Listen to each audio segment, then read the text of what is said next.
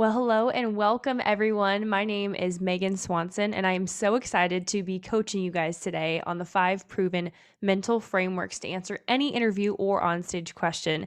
These are the 5 tried and true interview and onstage question mental frameworks that we have been using with all of our many pageant winners that they are using to answer any question effortlessly without compromising their beliefs or values. Now, as a 2 time state title holder myself, who has competed at both Miss USA and Miss America, I know how it feels to think that there is this dichotomy between answering honestly and effectively, especially here in 2021, 2022, and the kind of the world that we're living in. And so today I'm really excited to break this down and teach you guys how to think, not just what to say. But before we get into this really powerful training, which you guys will for sure want to take notes on, and you guys will get these slides as well sent to your email, and you'll be able to do that if you click below and follow through on the button. After this training, I first and foremost just want to introduce myself so you guys know who you're talking to. So I am the brunette there, and I will introduce the blonde in this picture in here just a second. And so my name is Megan Swanson. I was Miss Nebraska 2014 and Miss Nebraska USA 2020. And the biggest blessing of my life was ever to get to hold those 2 titles. When I won Miss Nebraska, I won on my first try, and I also won Miss Nebraska USA on my first try, and took almost 7 years off in between those 2 titles, and have been coaching since right after I won Miss Nebraska. I was a vocal major in college at Belmont University, and really just stepped out on a limb and started my company with $162 in my pocket while working at a coffee shop, and now have built one of the largest pageant coaching businesses, empires, if you will, on the planet, with the highest winning rates in just under 5 years. We average at about a 75% winning rate for all of our girls, and started with just interview coaching because that's what I knew that I could do best. And I have a passion for communication. I have a passion for emotional intelligence, for mindset, for spiritual, mental, and emotional health. And I have backgrounds in ministry, the music industry, life coaching certified, high ticket consulting. I consult for big brands, for big entrepreneurs who do multi 6, 7, and 8 figures a year. And I've also built my entire brand, entire company on social media. So I love helping high achieving women, period. And the way that I do that is primarily through finding awesome, high achieving pageant women who really want to win, but are just stuck in a couple areas of what they're doing. And typically they are fantastic communicators. They, like I said, they're high achievers. They've got really great resumes, or they at least desire to do those things. They desire to be a high achiever, but they're just stuck in 1 or 2 areas where they have no idea why they're not winning, interview, onstage questions specifically, or they struggle with, perfecting the triad of the it factor, which is power, presence, and warmth. So that's why I'm so passionate about helping women like you who are listening win, is because I had to help me first. 7 years ago, at the time of this recording, if you would have told me to speak on a stage and I wasn't singing, I was speaking, I would have peed my pants. I mean, I would have been absolutely terrified. And right now, the reason why some of you guys can't see me, by the way, on the screen, although I see a little mini version of me as I'm recording this, so maybe I'll put it on the training, maybe I won't, is because it's like 10:30 at night on a Tuesday and I have my hair in a bun and I leave for vacation tomorrow. So we like to keep it real around here. I'm the CEO and founder and owner of Powerhouse Pageantry, and now have my awesome other half, my sister Allie, who I'll tell you guys about in a little bit. But I am so passionate about helping pageant women because pageants transformed my life. They transformed my identity. They transformed my confidence. And I absolutely positively want to help you guys do the same thing. So today, these mental frameworks are not only going to help you in life or in pageants, but they're going to help you in life as well. And that's what I love about what I'm going to teach you today. So moving forward, all these pictures are real clients of ours and real people that we've helped. And so I'm going to tell you a story about Elizabeth. So kind of what to expect. Do you hate when people waste your time? I sure do. So I'm an Enneagram 8. I like to say it how it is.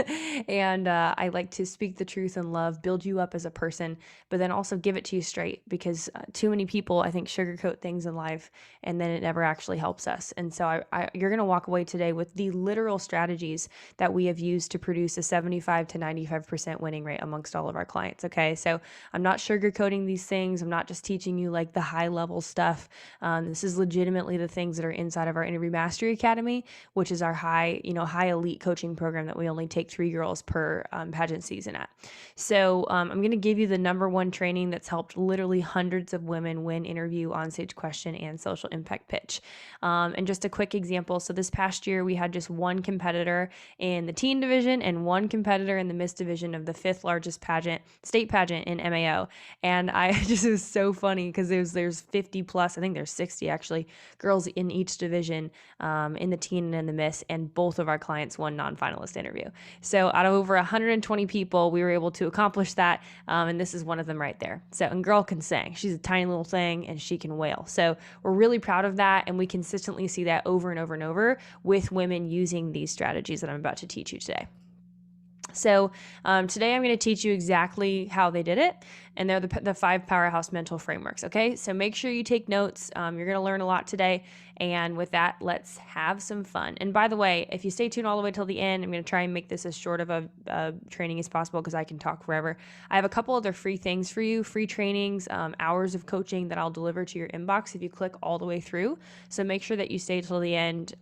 It'll be worth it, I promise. Like, I'm talking thousands of dollars of coaching for free. Okay, so like I mentioned, the other wonderful, beautiful woman who is in the first picture that I showed you guys is the blonde version of me, my other half, my little sister Allie, better known as Coach Allie now. And she's the beautiful Miss Nebraska on the right side of this picture and a master executive coach. She has her master's in executive coaching and leadership, and she is the other part of our business at Powerhouse. She is the strategic queen, the admin queen, a beautiful married queen now, and she loves lists, procedures, and structure. And for me, I'm like high-level vision, mental mastery, activation, kick your butt in love, and someone who can tell you exactly what the next 10 years of someone's life is going to look like and how we get there. So we are a team, and this is a part of our training combined, again, that has helped on average 75% of our clients win interview. Okay, so who's ready to dive in? I am. So this is framework number one. Framework number one, again, to answer any question while never having to compromise your beliefs or how you actually feel. It is an absolute myth that you cannot speak your truth. You cannot speak exactly how you feel. But there are a couple emotional intelligence things, and again, we can get into that. Again, in the freebie that I will show you guys at the end, will give you access to more of those types of trainings. We do a lot on mindset, emotional intelligence, adaptation, being able to adjust things in the moment by knowing your personality, knowing your fight or flight mechanisms and things like that. But I didn't want to be here for an hour and a half because I could train you for an hour and a half because I love teaching so much. But just know that that's on the other side of some of the freebies that we're going to give you is access to like dozens of trainings that have all that kind of stuff for you. So we'll make sure we take care of you. But framework number one is what we call speak to the elephant. So I don't know if you guys have ever been in a scenario where think of like somebody walks into a room and they have toilet paper stuck to their shoe. So it's kind of awkward and you like don't know whether to say something or not say something, but it's awkward all around, okay? And that person, when they notice that they have toilet paper on their shoe, either it becomes more awkward because they try and like act like it didn't happen even though everybody already saw that it happened, or they laugh at themselves, they take the toilet paper off, maybe they spin it around and laugh at themselves and kind of walk away and throw it in the trash, shrug their shoulders, right? Which person would you rather be? Well, we'd obviously rather be the second person, right? There's something really powerful when a person can laugh at themselves. And we talk a lot about at Powerhouse 2 different kinds of energy. There's nervous energy, and then there's also confident energy. And we always want to be walking in confident energy, which doesn't have anything to do with your personality, has to do with, your mental framework and what's going on the inside.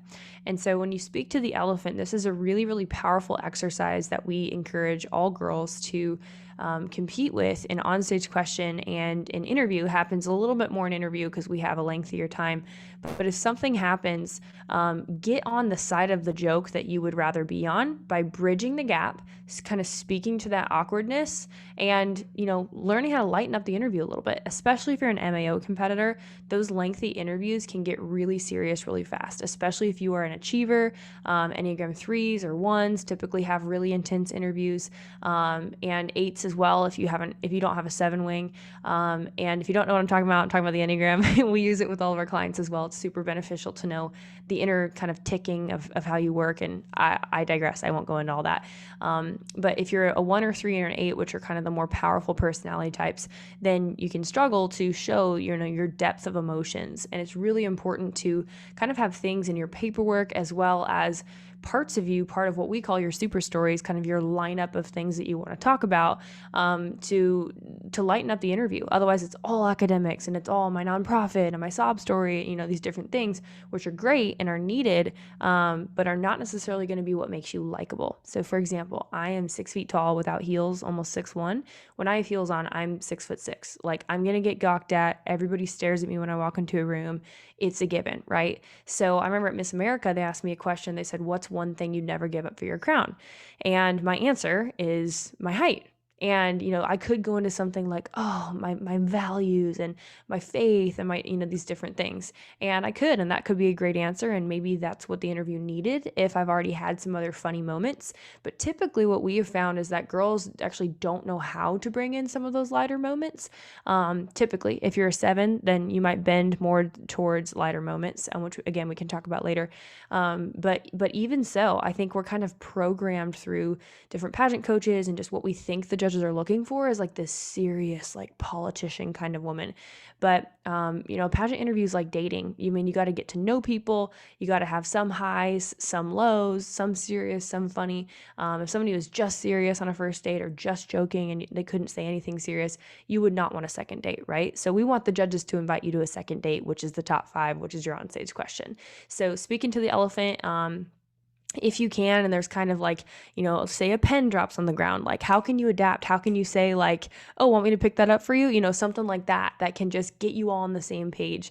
And what this does is it shows that you can laugh at yourself. It shows that you have self-awareness of things going on. You're quick on your feet. You can think on your feet. You're adaptable. And guess what? Those are all amazing qualities of a title holder that the judges are looking for, right? So it's not always through like saying, here is my resume and I am adaptable and relatable. Like, please never say that. I mean, when I'm first coaching people, I can't tell you how many times I've had to tell them, no, don't tell me you're relatable. Show me you're relatable. Prove to me that you're relatable. How, why, when, right? And so this is a really, really powerful framework that will open up so many new avenues of conversation and really lighten up your interview. You can thank me later. Okay, next framework number 2 with beautiful Annika on our picture right here on our screen. And this is stop being the professor. So again, honestly, this isn't even necessarily indicative to personality type. Pretty much everybody does this. And me having a music major background, my brother's in politics, so we've kind of grew up in politics in my family. I've always known how I felt about things, but I felt like I had to be like, and comparing to my brother, like he knew so much about politics or other people knew so much about politics, I really struggled to kind of deliver things my way. And so we came up with this strategy a couple of years ago and it just started popping off like hotcakes, really helping people, Annika being one of them, where we help our clients to understand that it's not about being like the smartest person on the Afghanistan crisis. It's understanding from a human perspective what's going on. So stopping the professor means taking off the pressure that you have to be the master at every single type of hot button topic. Okay? You don't. It's not your job. What your job is to know enough that you can make an informed opinion and you can relate it back to what we call the umbrella topic, which we'll get to in framework 3 and 4.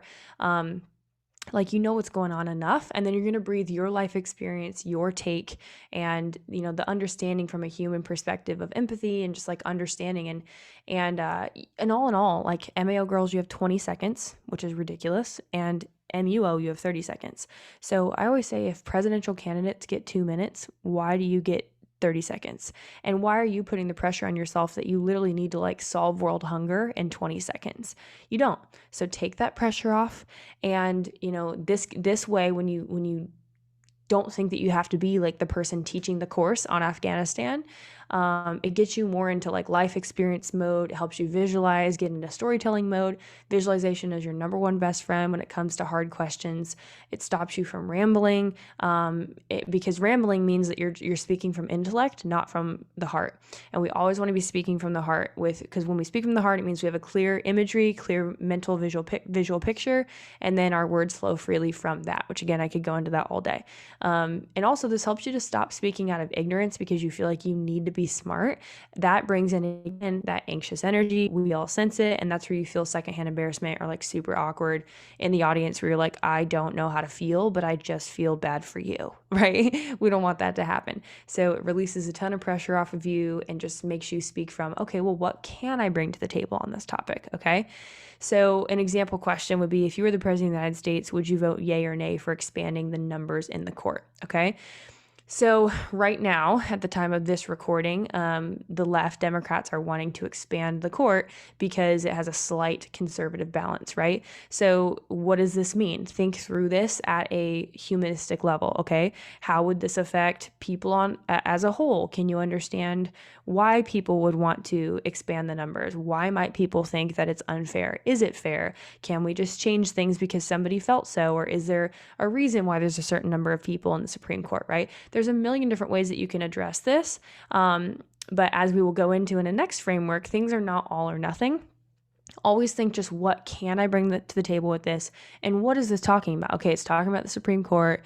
It's talking about balance of power. Like there's a million things that you can bring to the table. You could even bring other life experience of like, I know in college when I was running for student government, we had a discussion about males to females in student government. And even though that's a completely different scale than the Supreme Court, you could talk about how like that was really difficult because you were really frustrated how you were the only female competing for student government, right? And that's still answering the question. And then you relate it back and you say, so I can understand why people would want to expand the number to have more people like them, because I know how I felt when I was the only female in the room, right? So I'm still answering the question, we still address it, and you're just bringing context of what your life experience is. Maybe you're the only female with 5 brothers and that's made you feel a certain way. Or maybe you remember the first time that you did a pageant and that made you feel a certain way, right? There's so many other ways that your beautiful brain can bring life experience. You don't have to get super contentious, but you're always answering the question and you don't have to sound like a pageant patty. And we'll get there in one of the next frameworks as well.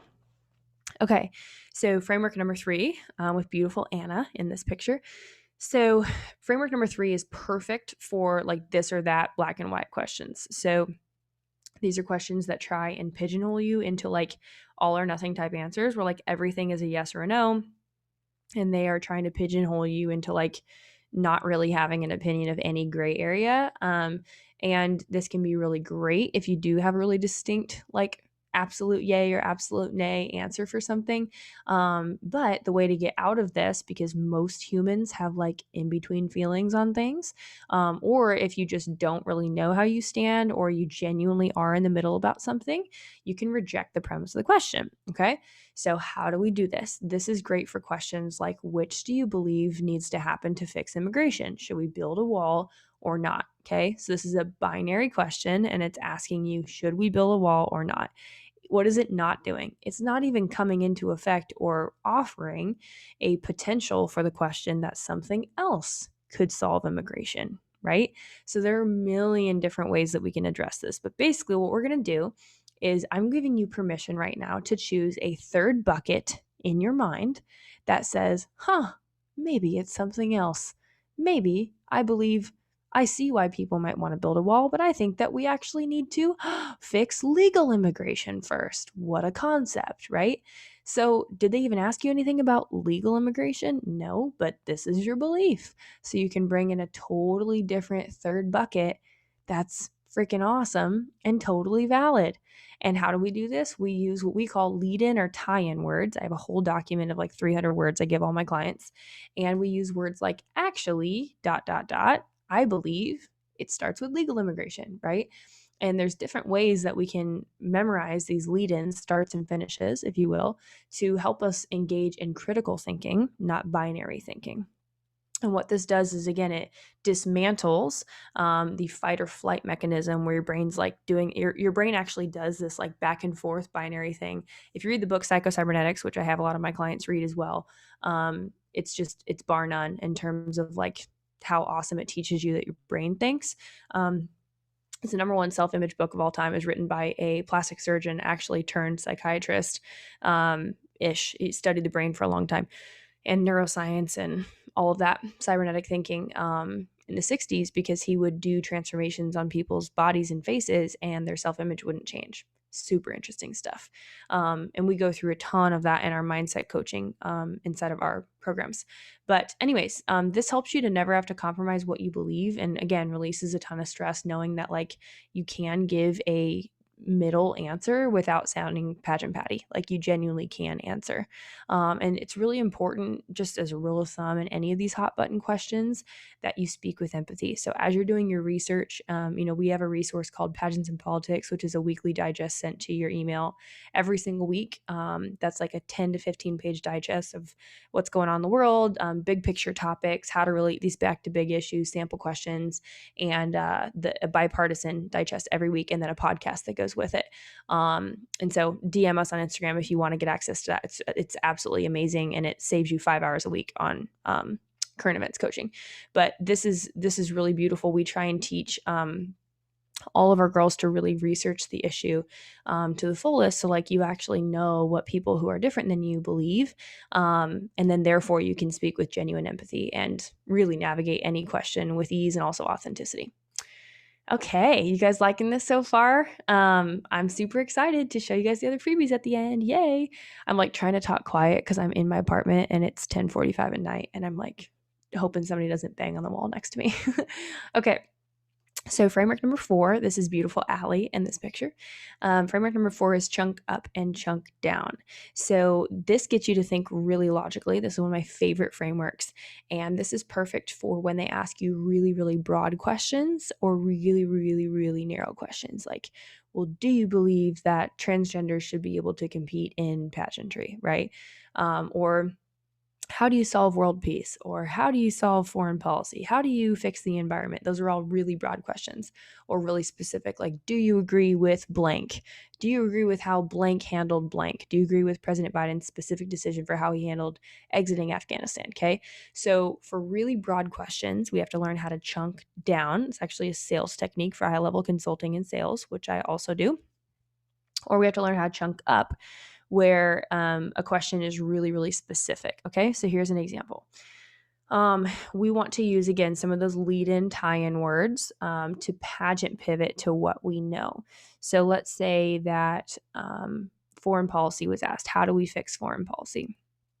And I would use the tie-in of, rather than trying to fix foreign policy in about 30 seconds, one thing that I think that we can do to aid for what's happening in other countries is ... right? So I use the lead-in word, one thing we can do. I chunked it down, and all of a sudden that question wasn't so scary because I can come up with one thing that we can do. Additionally, how do we fix the environment? I can say, well, I don't know if I can fix the whole environment, but one thing that I can do is I shouldn't have to drive 5 miles just to recycle from my apartment complex. I'm a busy girl. I run a 6-figure company. And if you think I have time just to drive halfway across town just to recycle, I wish I was that great of a person, but I'm not quite yet. So I wish that we had more access to recycling. And I think if we all did that, the world would be a better place. Boom, right? All of a sudden we disarmed the craziness of the question, and it made it totally able to do it. And you can do it too. Now, for the opposite side of things, if they say, do you agree with President Biden's specific decision for how he handled Afghanistan, or something really specific to that, you can make it a little bit more broad. And you can say, regardless of whether I agree with the specific way that he handled, which was, in general, an absolute mess, my heart goes out. What's more important, which is a great tie-in, what's more important is that we do everything in our power to take action now to continue to get American citizens out of Afghanistan safely, because we have a duty to protect our people. So I think that that's what's more important, right? So I kind of pageant pivot, but as you guys can hopefully see, like, I'm never dismissing the question. I'm always acknowledging it and still answering the question, okay?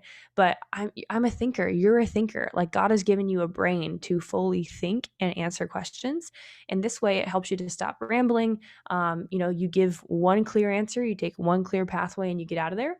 And this is why we work so heavily with visualization, imagination, and mental rehearsal. We have practices for daily routines and mental mastery mastery frameworks, these different things that we work with all of our clients individually. Because even though it may seem like, oh, I just need to practice interview questions, really what needs to happen and how I got good at this coming from a music background is I worked on my mind every day, my daily routines, my nightly routines, my, shutdown routines, the way that I stretched my brain, listening to podcasts, getting coaching, hiring mentors, different things like this are what allowed my brain to work faster and adapt better in the moments and build these strategies and eventually come up with these frameworks, right, that we use with all of our clients. So hopefully you guys can see by now this is why we've been able to take such a wide, diverse range of women that we coach, and they're all, so many of them are successful. And last framework, this beautiful destiny. The last framework is sorry, y'all, I went to the wrong screen. So the fifth framework is using empathy and seeing a bar graph. So we talked about this a little bit earlier, but really studying out topics until you're at the position of actually understanding where other people come from. Maybe you're the farthest left-leaning person that anyone's ever met. Being able to see people's point of view from the right and also the right from the left.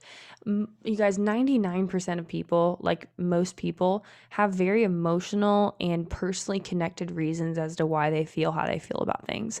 And if we can come as pageant women and we want to make the world a better place, right? We want world peace. We want people to get along. We want to be influencers in our communities. We have to come from a position of loving others and trying to understand people that are even really different from us, okay? So work on that as a human. I went on a journey with the Lord about 2 years ago where I really set out to I was like, God, I really want you to like grow my heart, kind of like the Grinch, like grow my heart, 3 sizes. I'm an Enneagram 8, so it's called the Challenger. I have an enthusiast wing. I'm naturally like an optimist and super excitable, passionate about everything. I used to come off as way harsher than I do now. And now I can't hardly walk through the grocery store without seeing 2 old people holding hands and I'm bawling my eyes out because I have so much empathy. But I've really worked on it. I've really, really worked on rounding out my emotions and, just having conversations with knowing my own triggers and trying to stay just grounded, right? And then, of course, just coaching so many different people. It's disarmed me in a lot of ways too, which is really beautiful. And so if you can pursue becoming the most relatable and honest person just on a human level, it's a really, really great thing that's going to serve you the rest of your life. And then the bar graph thing is just a visualization technique that I'll use with my clients. And some of them use it, some of them don't, but it always worked for me. It's just remembering that when someone asks you a question, I immediately see a bar graph of like 0 to 100 of how much it's filled in. 100 is like, I'm a diehard yes, I'm fully all in and I believe a yes on this. 0 is like, absolutely not, spit it out of my mouth, don't believe in it at all. And then you're just kind of finding where that answer lies on that bar graph for you. And then with empathy and the bar graph too, remember that you want to be feeling, not just thinking, as people are asking you these questions. And that's going to totally transform your nonverbal communication, how you stand, your facial expressions. Which is so much of your communication, right? Over 80%, some say even 93% of how you communicate. So what's going on the inside, what you're thinking, feeling, and choosing is going to come out in how you communicate, okay? So a big example with this is a huge thing in the news right now. At the time of this recording, Texas just passed anti-abortion laws. And so, that's a hot topic. And so use these strategies. And I want to challenge you guys kind of as we exit this training and I teach you about show you about all the cool, fun, and free stuff that we have for you guys moving forward. To take these really difficult topics and apply some of these strategies, even for something like abortion. Okay. So I have a unique story with abortion. When my brother was conceived, I think like a month or 2 in, the doctors thought that he was going to have Down syndrome. And so they highly encouraged my mom to abort him. And my mom was like, absolutely not. He's a miracle baby. I never thought we could get pregnant. She had cysts on her ovaries as she was pregnant, or she didn't know she was pregnant, and she was supposed to go in for surgery to get them removed. And she felt like God told her, hey, you're not supposed to go in for surgery. So they ended up doing an ultrasound and found out she was pregnant, and we would have lost my brother if she would have had surgery. So God's good, and he totally talked to her and is awesome. So he's a miracle baby. And so for a doctor to highly encourage them to abort him, first of all, just because they thought he had Down syndrome, as if that was a crime. My mom's like, absolutely not. And now, he's perfect. He is intellectually sound and just awesome. And I can't imagine, being the oldest sibling. So for me, it's very easy for me to talk about kind of my stances on abortion. But other people have emotional stories that are tied to them as well, And so that's where we want to lean in with empathy. We want to have conversations with people that are different than us, and be able to move forward and just be a good human and be understanding and be somebody that can sit at the table and make room for other people at the table that are different than you. It's one of the most empowering things. And can we just all say, like, it's something that we need in our world right now as well. So I'll get off my soapbox. I want everyone to love each other. And if you can't tell, I'm like a mom to everyone, which is very 8 of me. And just like all my chicks in the nest, I can't help it. My last name's Swanson, right? I want everybody to just hug and love each other. That's my heart. So do you have a favorite? I would love to know. Feel free to DM me on Instagram if you have a favorite, or as you try these out in your local, state, national competitions. So kind of moving forward, all you guys have to do is just click the button that surrounds this, and you'll have an opportunity for more free trainings just like this that I want to give to you instantly. More free trainings are coming. They normally sell for about $200 each minimum. So a couple trainings are how to consistently place in the top 15 or higher without overextending your budget, time, or energy. Another one is how to instantly save 4 hours or more per day using our Powerhouse Productivity Pack, and more. So just click the button to get instant access. How you'll do that is it'll take you to join our Facebook group, which you can also find at this link below. It's just one more step. You'll just, honestly, it literally takes 2 seconds. You'll just click join, fill out the 3 questions really quick, and the training will immediately go to your email, or we'll tag you in it inside of the group and give you access to those trainings. So thank you so much for being a part of this awesome training today. It has been such a blessing to be your coach, and I can't wait to see you inside of the Facebook group and to coach you again very soon. Okay, bye guys.